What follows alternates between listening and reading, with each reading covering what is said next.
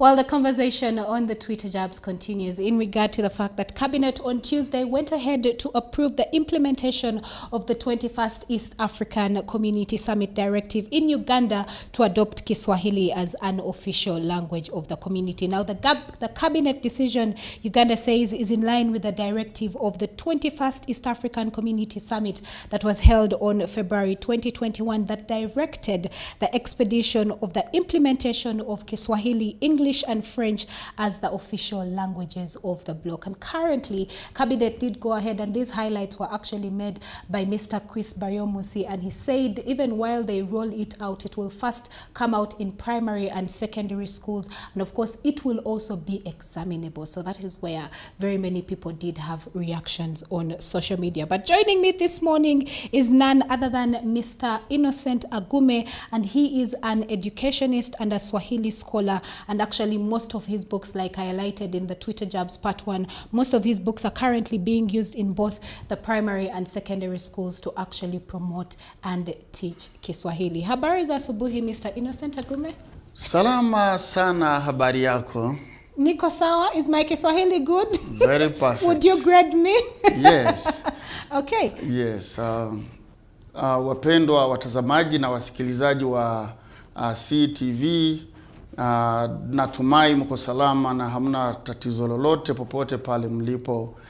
Ni furaha yangu CTV kuwa wenyeji wangu asubuhi hii. Okay. Na tuzungumzie swala muhimu la Kiswahili, usipepese mboni. I don't want my friend Dennis in the control room to think that we are talking about him. So let's translate this, what you have said. Usipepese, as CTV slogan, don't blink. Don't blink. Usipepese. Usipepese mboni. Usipepese. I'm going to go back for my school fees in Yes. my primary school.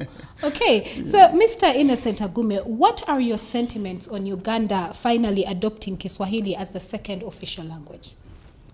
Thank you very much. Actually, before I go into sentiments, yes, I would like Ugandans to first of all concur with me that Cabinet adopting the use of Kiswahili in Uganda, this has been the policy pronouncements, the language policy pronouncements in a number of policy documents here in Uganda. If I can take you, for example, to the 1995 Constitution as amended in 2005, the Article 6, Clause 2 clearly stipulates how Kiswahili is a second official language of Uganda.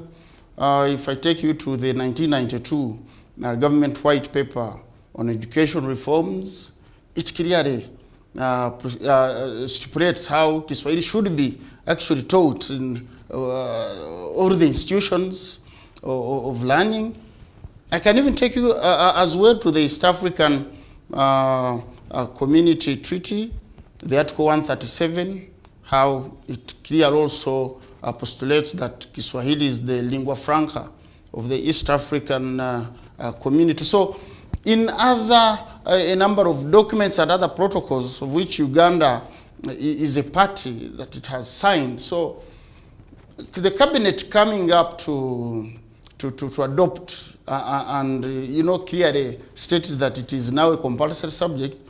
To some people it may not be a surprise, most especially those who have been following a number of these pronouncements. Yes. And actually it has been long overdue.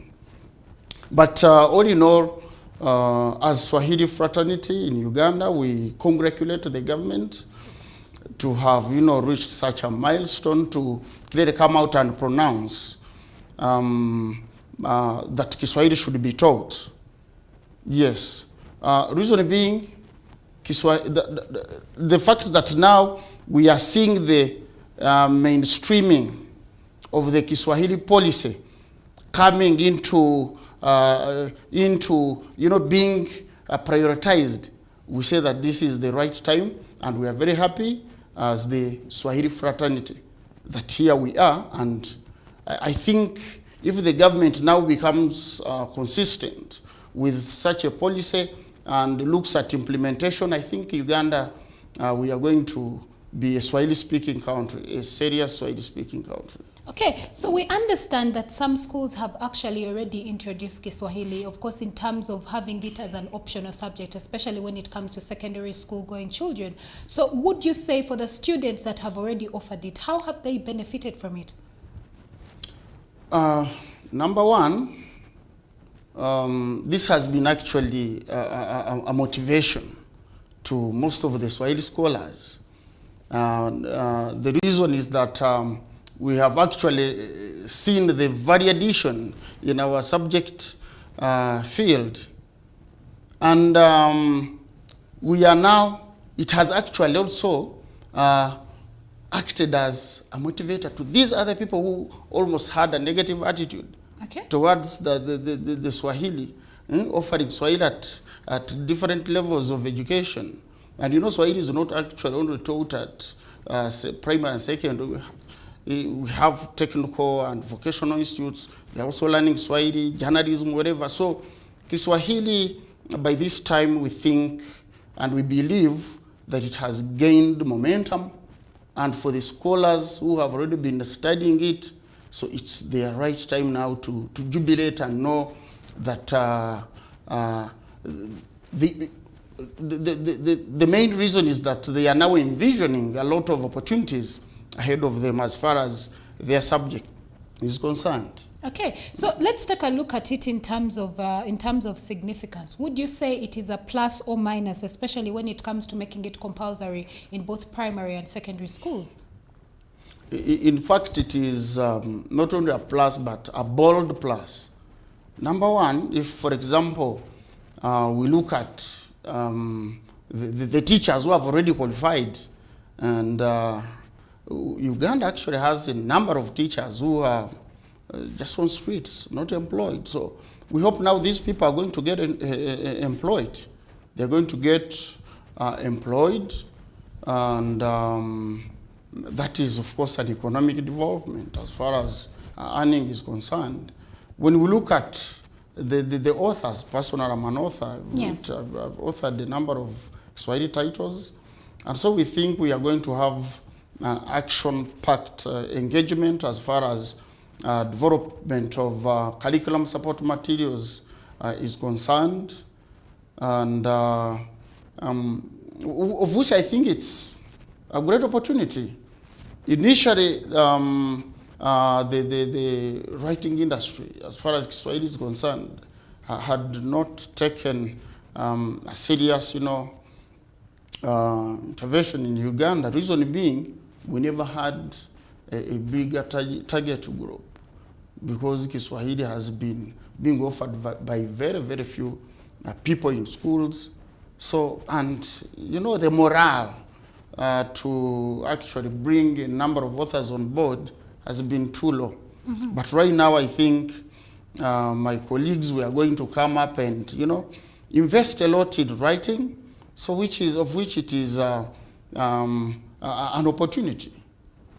If, for example, we can also talk about the East African common market. Yes. It's going to be an avenue, a big avenue as far as, for example, business sector is concerned. So I think it is more than all a bold plus as far as its significance. How about the fact, and earlier on my colleague and I read out a tweet, and some people were saying that they mostly know the Kiswahili language and it's affiliated to the military. For some, they even go ahead to say that when they hear Kiswahili, it's very traumatic for them, and it's a language they do not think Uganda should take on as an official language. What is your opinion when it comes to that? That is actually one of the challenges that we are still facing as a country. Whenever a talk about Kiswahili, comes up, the negative attitudes that are still within, but it is actually still, it is actually a very small population that is still having such kind of mindset that Kiswahili is a language, we've heard about them, people are calling each other names, language of thieves and whatever, but I think that is an error in reasoning. That is an error in reasoning in this century. someone to still be locked. The mind is still locked in, ancient and kind of barbaric thinking about the previous regimes, yet we are moving. Yes. This is the 21st century. Absolutely. And some people are still thinking, in such a way. So I think one of the tasks, the main tasks the government needs to do is to probably come up with mass sensitization to the public so that everyone can actually realize the need and the importance as to why we need to learn Kiswahili. Okay. So what are some of the key elements of the Kiswahili language that Ugandans should put into consideration? Number one, Kiswahili should actually be looked at as one of the unifying factor, considering the heterogeneity of our country, Uganda, where we have over 45, actually, around 45 languages. So we need to stop looking at ourselves as Banyankwere, as Barugwala, as Bagandas, whatever. So we look at Kiswahili, if Kiswahili can be brought on board and probably within 10 years time to come, 20, 50 years time to come, we shall be looking at ourselves as Ugandans and not these other tribal, whichever attachments. But that is someone's identity. Someone would argue and say, yes, I am a Ugandan, but I am a Samia. Yes, I am Ugandan, but I am a Luo, I'm a Jap, I'm a Karamajong. That is my identity, I'm a Munyankole. That is very okay. And actually, Kiswahili coming on board, it doesn't necessarily mean that it is going to kill this other language. No. And all these are enshrined in our constitution. We have indigenous languages, and they play their specific roles, just as the official languages, do in the official capacity. Yes. So specifically, and actually in our education system, we currently have thematic curriculum that is, at primary 1 to primary 3, where learners are being taught in the language, the local area language. Language. So that is it. Local language is being taught at primary. It is being taught at secondary. So if we bring up Kiswahili as an official language, as clearly stipulated in our constitution, then it will be there to play its official roles together with English. And can we now allow the local languages also to play their roles as stipulated, as enshrined in our constitution? We actually also have foreign languages on board. Chinese, we have French, and those we are saying for diplomatic purposes, let's have them. Local languages, actually I need to call them indigenous languages. Indigenous languages, these are now helping us to protect and, to preserve our culture. So if we can now allow them to play their role as enshrined in the constitution, then let English and Swahili also play their role in their official status. Okay. So earlier on in your first remarks, you highlighted and you congratulated the government, and you said this was a move or an initiative that is long overdue. So why do you think it has taken government this long to finally come up with this decision of making Kiswahili an official language and introducing it to primary and secondary schools? Yeah, I think in your opinion, I'm a Christian actually. And for us who believe in the Bible, they normally say that there is time for everything. Okay. And I think that's Ecclesiastes, chapter 3. So I think this is now the time for Kiswahili. It has come up. But again, taking the government too long, probably to this time, there are also some other underlying factors. Number one, I can probably cite the lack of strong political will. I'm putting that word strong. Reason being, political will has been there. And that is why we've been having the policy pronouncement, the language policy pronouncements. As I earlier said, in our constitution, the government white paper, signing of treaties and being part of a number of protocols and everything. So we've been having a political will as towards Swahili implementation, but it hasn't been strong. Yes. So I think now it is the time when Kiswahili is being recognized by UNESCO, as you even earlier stated it, that every 7th of July every year it will be World Kiswahili Language Day. And we are actually proud of that. Kiswahili also now, as far as the East African community is concerned, I think it has been long overdue. And concerning the political will, it has been the right time. Another issue probably I can talk about the teachers, actually, because if we can consider the recommendations in the white paper of 1992 to date, Uganda, I think, started training the primary school teachers in 2013. And our first cadres were assessed in 2014. That's when Uganda started, graduating primary school teachers in Kiswahili. So for it to take all this long, probably, of course, manpower aspect has been, it has been a key as well. But again, from 2014 to date, and every year, the primary teachers' colleges have been, graduating over 8,000, over 8,000 to 10,000 primary school teachers. So you can actually, even by simple mathematics, simple calculation, try to calculate computer and see from 2014 to date how many teachers we should be having. In fact, Uganda now, as far as primary section is concerned, can consume the teachers it wants and again export the rest to not to secondary schools, because they are not qualified to handle that level, but probably to other countries that may be needed, that may be having that challenge of lack of teachers. Yes, there are so many. So in a way, we are killing two birds with one stone. We are not only initiating a new language which will help students and pupils even compete favorably on a global market, but also it's creating job opportunities, especially for the Kiswahili teachers. Exactly. That is what I earlier, told you about, that one of the opportunities is that we have plenty of teachers who are jobless. Reason being, this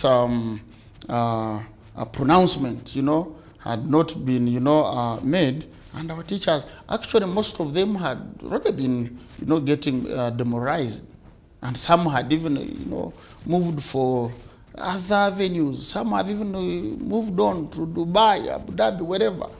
And this is a resource that Uganda should really tap and bring on board to spearhead the implementation of Swahili. Okay. Talking about probably another issue, another challenge could be the materials. As to why probably Uganda had to, take all this wrong. And actually, the government has not been seated. It has been, having, a number of background activities in preparation for this. The materials. The other day, we saw the curriculum specialist, primary, Dr. Arnaito Perpetua, telling us how the syllabus books are ready in schools. The government has already purchased primary Kiswahili textbooks, and they are already disseminated there in the field. So with materials development, I think it has also been an issue, but right now, currently, Uganda has a number of authors that can even team up and produce a number of materials to be used. Personally, in Kiswahili, I think I have over around 15 titles that are being used here in Uganda and even across the East African, states. Okay, so Mr. Agume, I understand that this might be a good initiative, but you are an educationist, so won't you think that having two official languages would confuse not only the students, but even dignitaries at large? I don't think that is that is right. Reason being, and I think actually Uganda is going to be having one of the best language policies compared to its counterparts yes, in the East African bloc. Reason being, Uganda is one of the nations that are putting a lot of emphasis on the development of the indigenous languages. As we've seen, the thematic curriculum, the implementation at primary, the implementation at secondary.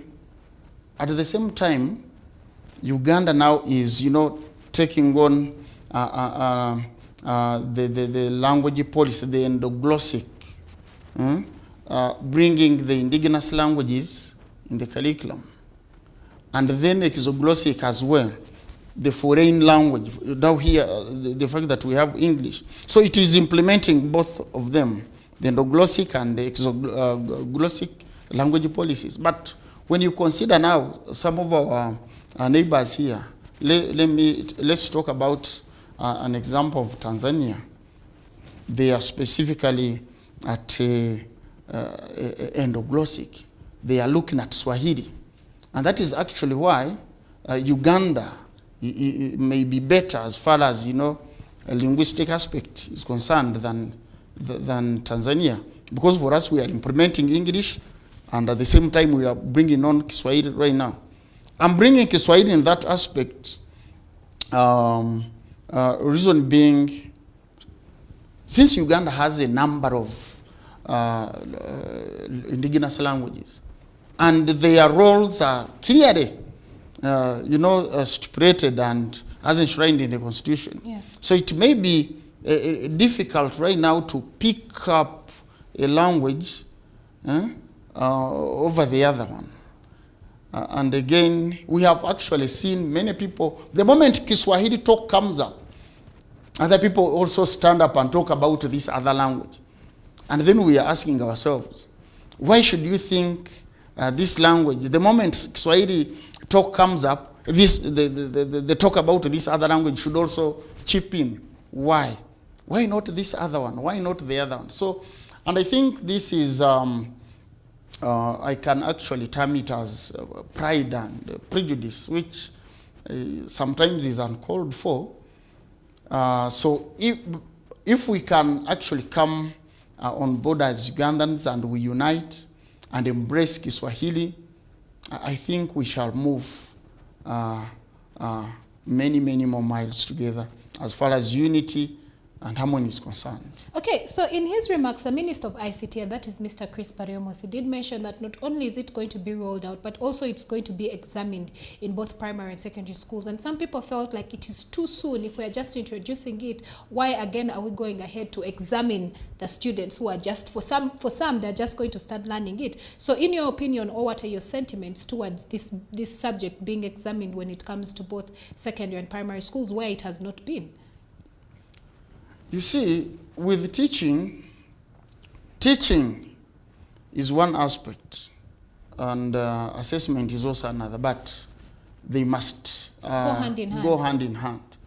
You can't tell me that you've taught me about something, and then you haven't ascertained whether I have, appreciated, I've adopted, and I've, retained. Yes. So there is no way we can teach and then we do not assess. And actual assessment doesn't only come up at the end of the cycle. Assessment is always within the process. During the teaching, assessment is taking place up to the end of the cycle. But for us, or for Kiswahili to take root in Uganda, we are actually, as the Swahili fraternity, we are recommending that let this be an examinable subject so that everyone can be serious about studying and even implementing. And even the attitudes. Yes, because you are a parent and your daughter who is in P4, P5 comes back home with homework. Of Kiswahili. And of course your authorities at home and they always consult you. Mommy, what's this? What about this? So it is now going to tickle your mind and say, I do not need to be challenged by this. Yes, I need to learn the language. I need to learn something so that so that you don't start fidgeting with the Google Translator. And actually, you fidget with the Google Translator and it will give you wrong things sometimes. So you need to equip your. So what am I trying to say is that the moment an aspect of assessment is probably emphasized, everyone is going to come on board. You've seen this multiplier effect now. My daughter, my son is learning Swahili, so let me also do something so that we are all on board. On the same ground. Yes. Okay, so how is Uganda's adopting of Kiswahili as an official language likely to impact her politically, social, and also economic-wise? I think this goes back to what I had, earlier on talked about. You see, the problem that we are still having as Ugandans, let me say it, is that we still look at ourselves as Barugwara, as Bagisu. Is that a problem? Isn't that a sense of identity? Yes, but it is a sense of identity. But the moment you try to front, the tribal, sentiments and aspects in everything. Now there you would have, killed everything. So when we talk about the economic, social and political, bit of it, let me give you an example. In my area where I come from Ntungamo, there is a lady who came and got married there, is my neighbor, and she was from Masaka. But right now, her name, we call her Muganda. You have seen people sending their children, go to Kanyankore's shop and buy me soap. Go to Wamusoga. So why should we be, still calling ourselves in relation to our tribes and whichever? So we are looking at this aspect, because the moment I live here and go to West Nile, and I know that I'm speaking Kiswahili, there is nobody who is going to start, sidelining me as, this is from this side, let's buy from this one or that one. And this actually applies generally, even in the political fields. We've been in Uganda here. This is so and so. We shouldn't vote for him now. But the moment you see these politicians going into a specific area and they speak, some of them actually try to cram a few of lines of a few words of that specific area. The moment they cram them and they speak in that area, so you see the jubilations in the rectorate. Okay. Reason being, there is that bond in communication. They know this one comes from this side, but hey, we can really effectively communicate.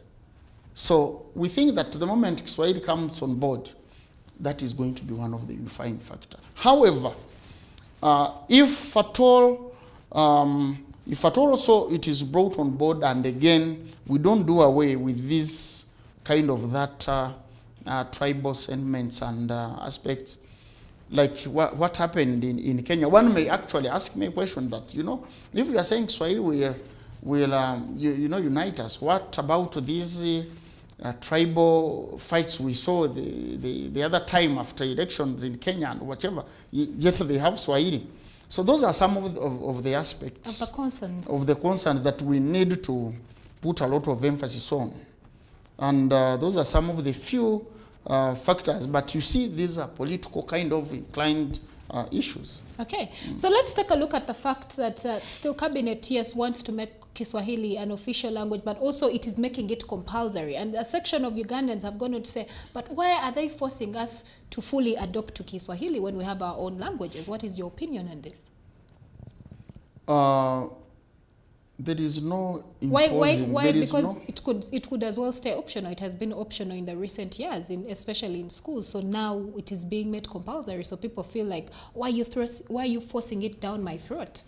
You see, Uganda as a country, it is a signatory to the protocols. Let me, for example, look at it on a regional basis. It is a signatory to a number of protocols and treaties as far as the East African community is concerned. So one of the key aspects to put Uganda at the same footing in relation to these other East African partner states as far as Kiswahili development is concerned is to enable every Ugandan to learn Kiswahili. I'm saying to enable every Ugandan. I'm not saying to force, to enable. But the moment you start saying that it remain compulsory, that it remain optional, that means this person who has been having a negative, probably attitude, will still have to leave it. And what is the main goal? What is the main target for Uganda to bring Kiswahili on board? It may not be achieved in the long run. So I think there is no issue of imposing. It is not imposing or forcing Swahili onto people, but number one, it is enshrined in our constitution as a second official language. Number two, we are, partners in the East African community. Yes. And we have protocols that we have signed. So I think it's high time Ugandans need to understand and value and look at Swahili in a bigger perspective. Let's leave, for example, Uganda. Let's leave our tribes. Let's leave Uganda. Let's look at Kiswahili at a regional level. Let's look at Kiswahili at a continental level and even globally. That is... Okay. So what are your last remarks, of course, as we wind up the conversation? What are your last remarks in regard to this particular issue? My last remarks probably is that all Ugandans, my dear Ugandans, I think it's the time that we also need to come on board and embrace this language. And what I actually wanted to talk about was many of the Ugandans still think that Uganda hasn't, reached a level of having enough teachers. I earlier on talked about primary school teachers, that we already have the numbers we have and even the surplus that we can even, export. Concerning secondary also has the enough manpower, enough human resource to push on and implement the teaching of Swahili. A case in point, in 2020 February, under our umbrella Chakitau, the National Kiswahili Association of Uganda, we did a survey and we wanted to ascertain how many teachers do we have that are not employed. So, and we were doing this on our social media platforms, on our forums, and over 7,000 teachers were not employed neither in government nor in private schools. And if, for example, now you look at, let me say, private schools, which are almost or around 10,000 in Uganda, then plus government schools, which are almost also around 4,000, 5,000 there. I don't have a specific figure, but it's within that range. And you see, for example, that only on the social media platform, we have within a very short period, around 7,000 people have come up and say we don't have. And again, don't expect people who have been, jobless, who have been, not working to even get an opportunity to be on social media, to buy smartphones and data. So we are expecting over 10,000 plus teachers to be there awaiting the Education Service Commission, awaiting the ministry to advertise, and then they will be overwhelmed with applications. Okay. So we call upon the government to recruit our teachers, our Swahili teachers. They are ready to implement and push for Swahili. Okay. Well, thank you so much, Mr. Innocent Agume, for joining us this morning on Sunrise at Sea. I do not know if you would like to give the viewers with any parting sentences in Kiswahili. They will figure it out for themselves probably. Wapendwa watazamaji na wasikilizaji wa CTV, imekuwa ni fursa kubwa sana kuwa nanyi asubuhi hii, na tunasema kwamba jifunzeni Kiswahili, pigia debe Kiswahili, ili Uganda nzima katika miaka 10 ijayo, katika miaka 20 ijayo, Uganda iwe ni nchi ambayo inazungumza Kiswahili kwa kila mtu. Usipepese. Baki kwenye CTV. Well, I understood the fact that you said do not blink. You also highlighted, you said something in regard to years. Well, asante sana. Thank you so much for joining us this morning. And that wraps up the conversation that we had for you this morning on the Twitter Jabs. But as I say goodbye, well, Kiswahili is actually spoken over by 200 million Africans and is widely used in countries in the Great Lakes region, in the Eastern, Central, and Southern Africa, and even in the Middle East. Well, also the East African Community Summit did endorse English, Kiswahili, and French as the official languages, but Uganda decided to go ahead to settle for English and Kiswahili, and that winds up what we had for you this morning. However, stay tuned, because Priva has something interesting for all movie lovers, movies as a lifestyle. Coming up next, don't blink.